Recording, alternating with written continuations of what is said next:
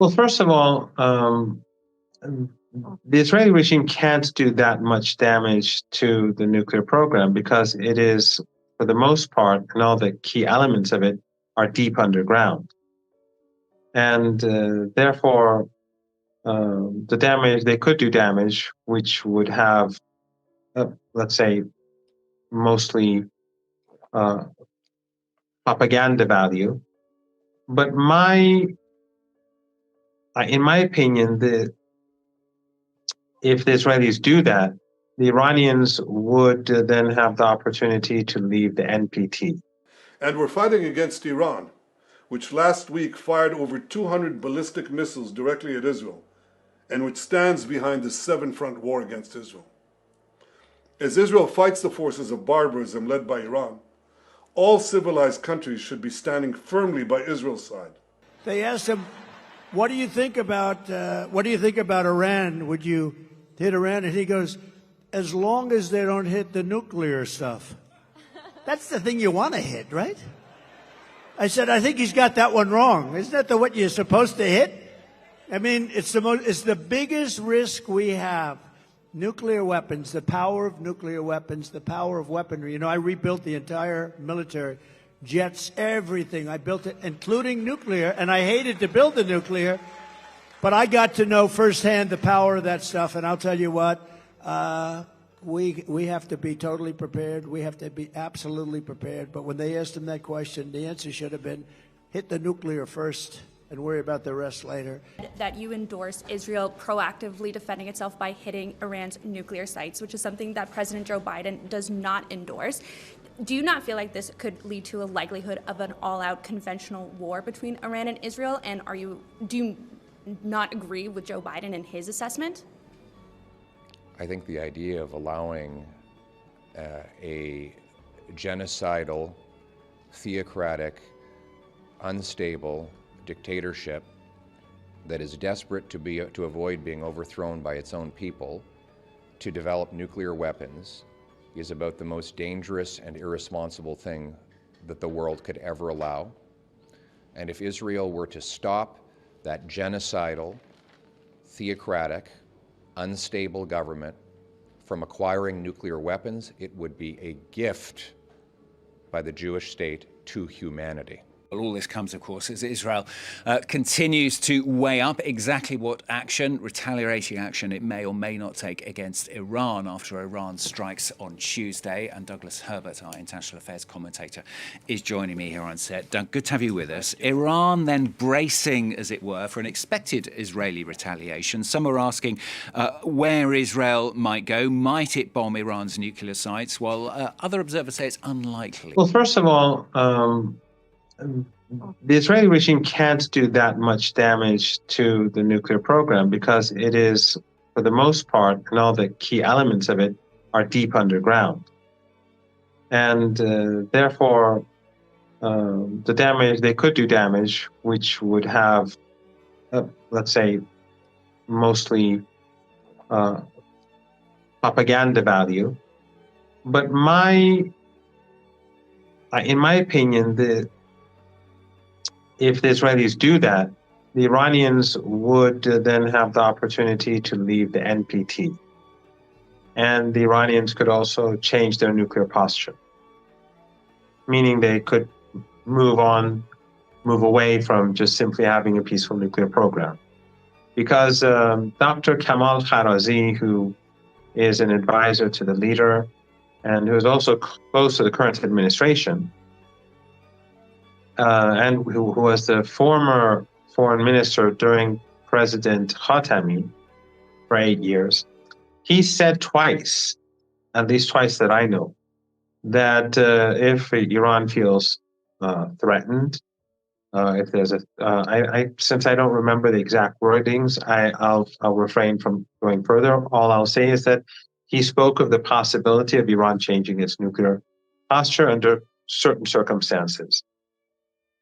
Let's say if there's a nuclear threat or if there's maybe a threat to Iran's nuclear program.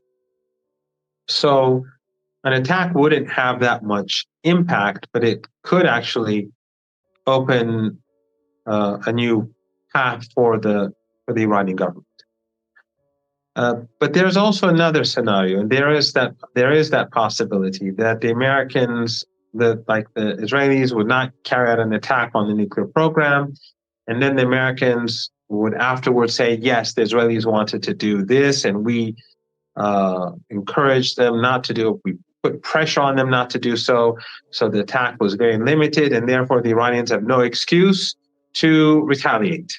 Something like that. In other words, pretend that the Israelis wanted to do this, but they listened to us, and so now the Iranians should not retaliate. Which is not, if that is the plan, it's not going to work. The Iranian retaliation will be very large, and it will be much more significant than the Israeli strike.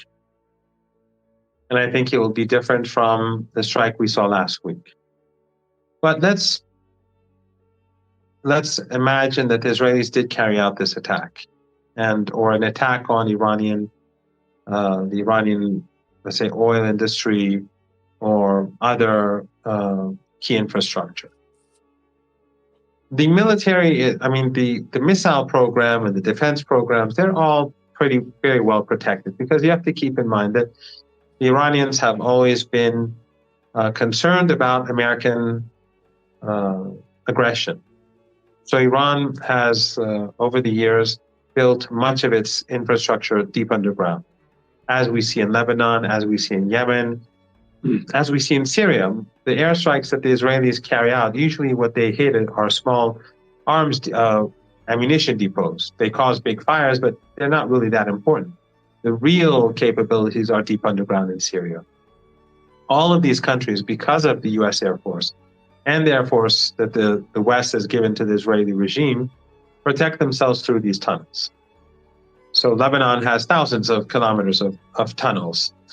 And that's why over the last few days, the Israelis have been badly beaten on the border, because Hezbollah is using its underground capabilities, moving troops around, surprising the Israelis, and killing large numbers of Israeli troops without giving many casualties. The Israelis, out of anger and despair, they go and bomb cities and slaughter women and children, but that's a different story. So if the Israelis strike,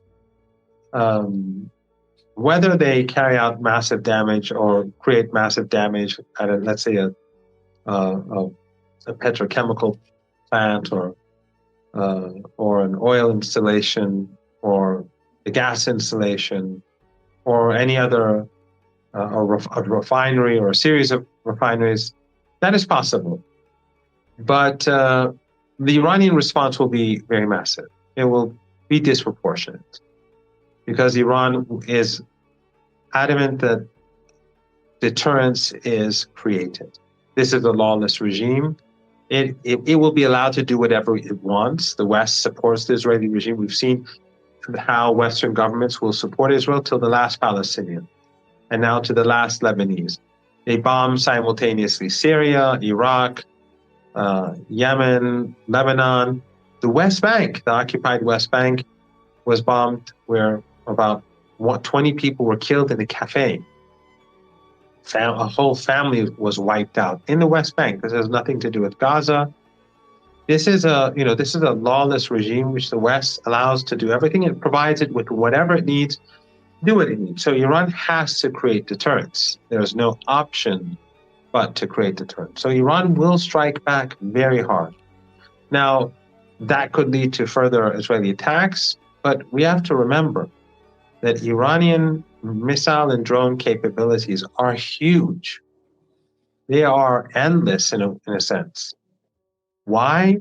Because, as I said earlier, Iran prepared all these underground cities, underground missile and drone bases across the country, because they were concerned about not Israel, but an American attack against the country. And the United States is far more powerful than Israel. So all these bases were created to strike the Americans in the Persian Gulf, American assets across West Asia, in the Red Sea, wherever American assets are. The underground bases were created to strike back at the Americans in case of an attack. So The Iranians have hundreds of thousands of missiles and hundreds of thousands of drones, and they can just send wave after wave after wave to Israel. The Israelis can shoot down 1,000 drones, spending $10 billion maybe, which would cause as much damage as if the drones struck the targets. But after 1,000 drones or 1,500 drones, they will have no more ammunition to stop them. The missiles, the Iranians have not used most of their advanced missiles yet. From my understanding, Iran has not used hypersonic missiles yet either, because that was in the news and I was under the impression that they did.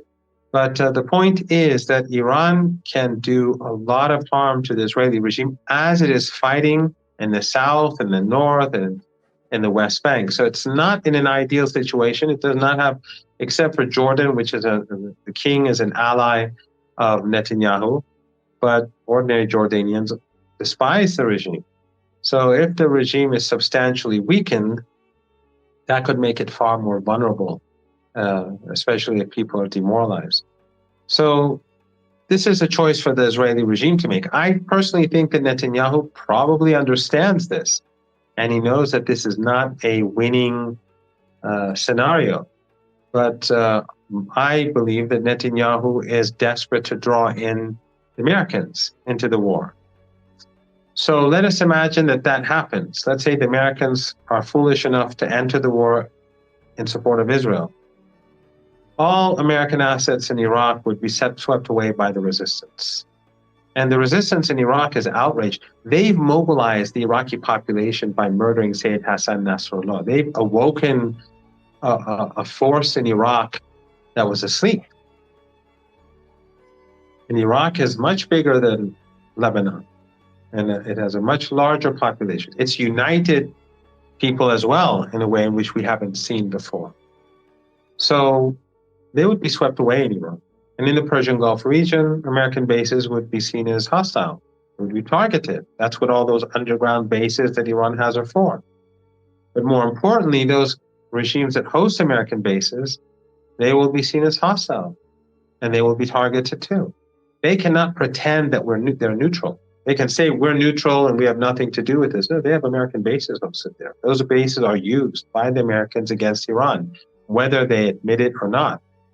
When the Iranians carried out both attacks on Israel, American radar installations in the Persian Gulf region and in Turkey were used to help the American Navy and Air Force, as well as the Israelis, to bring down drones and some missiles.